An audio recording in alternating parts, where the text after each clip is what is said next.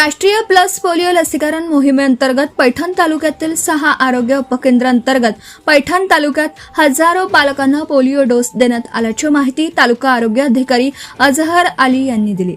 तालुक्यातील विहा मांडवा आरोग्य केंद्रांतर्गत 6 आरोग्य उपकेंद्रात देखील हजारो बालकांना पोलिओ डोस दिल्याची माहिती वैद्यकीय अधिकारी डॉक्टर आकांक्षा सोमवंशी यांनी दिली।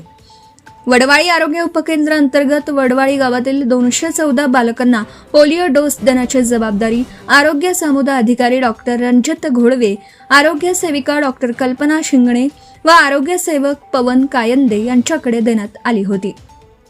रविवार 28 जून रोजी वडवाळी आरोग्य उपकेंद्रांमध्ये सरपंच स्वातीश किशोर काळे यांच्या हस्ते लसीकरण मोहिमेचा शुभारंभ करण्यात आला। गावातील 214 0 ते 5 वयोगटातील बालकांपैकी 204 बालकांना यावेळी पोलिओ लसीकरण डोस देण्यात आला। आशा सेविका द्वारका सांगुळे व रोहिणी गायकवाड यांच्या माध्यमातून वडवाळी गावात प्लस पोलिओ लसीकरण मोहिमेची जनजागृती करण्यात आली। पोलिओ डोस घेण्यापासून वंचित राहिलेल्या बालकांना पुढील 2 ते 3 दिवसांमध्ये घरी जाऊन पोलिओ डोस दिले जाणार असल्याची माहिती आरोग्य सेविका कल्पना शिंगणे यांनी दिली। 10 न्यूज सह्याद्रीसाठी ब्युरो चीफ शिवाजी गाडे, पैठण, छत्रपती संभाजीनगर।